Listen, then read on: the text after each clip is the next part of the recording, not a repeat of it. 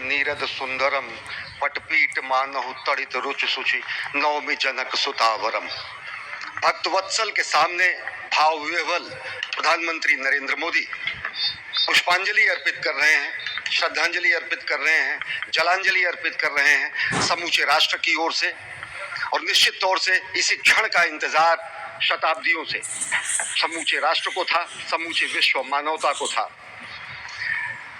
जय राम रमा रमणम शमनम भवताप भयाकुल पाहि जनम अवधेश सुरेश रमेश विभो शरणागत मागत पाहि प्रभो।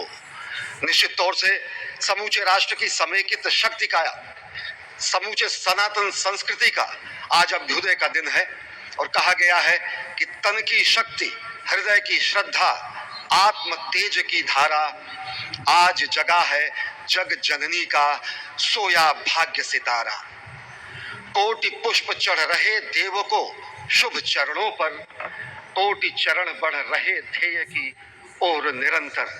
और निश्चित तौर से ये ध्येय है समूचे विश्व कल्याण का, ये ध्येय है जगत गुरु भारत का, ये ध्येय है एक भारत श्रेष्ठ भारत का, समर्थ भारत का, सशक्त भारत का, आत्मनिर्भर भारत का, आत्माभिमानी भारत का, स्वस्थ भारत का, स्वच्छ भारत का, सुंदर भारत का, विकसित भारत का और अंततः जगत गुरु भारत का। और जगत गुरु संस्कृति के प्रणेता, विश्व में मर्यादा को प्रतिष्ठित करने वाले मर्यादा पुरुषोत्तम श्री राम विश्व के लिए अभूतपूर्व निधि है, क्योंकि हमारी ही संस्कृति समता की बात करती है और हमारी ही संस्कृति में राज्य राम राज्य की जो संकल्पना है वो आज भी समूचे विश्व के लिए अनुकरणीय है, वंदनीय है। इस वक्त आप देख रहे हैं कि परब्रह्म परमात्मा आपको दर्शन दे रहे हैं बाल रूप में, और यहाँ पर परब्रह्म कई रूपों में दर्शन दे रहे हैं।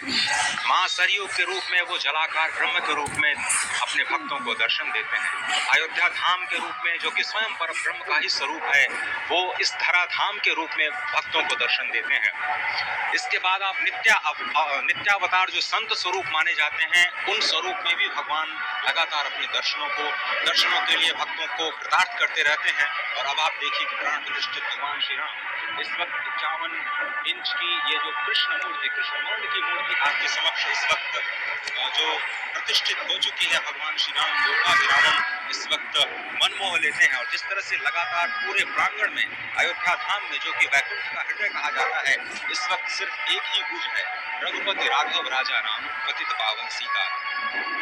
सुंदर विग्रह मेघ श्याम गंगा तुलसी शालिक राम। इस वक्त गर्भगृह में माँ गंगा विराजमान है, तुलसी विराजमान है, शालिक राम भगवान स्वयं जो दामोदर कुंड से आए हैं वो विराजमान है।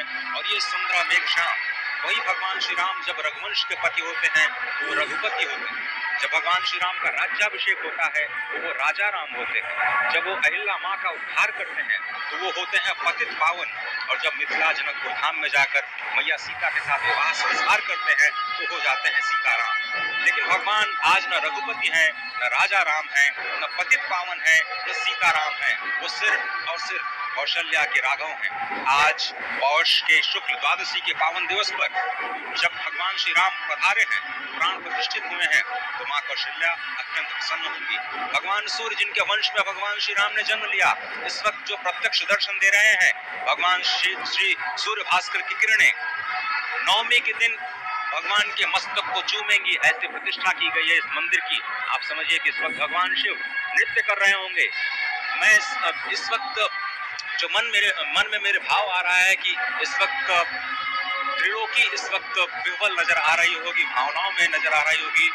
स्वर्ग लोक में इंद्र इस वक्त मृदंग का वादन कर रहे होंगे, देवता इस वक्त नृत्य कर रहे होंगे। हनुमान लला हनुमंत लाल इस वक्त नाच के श्री राम जय जय राम।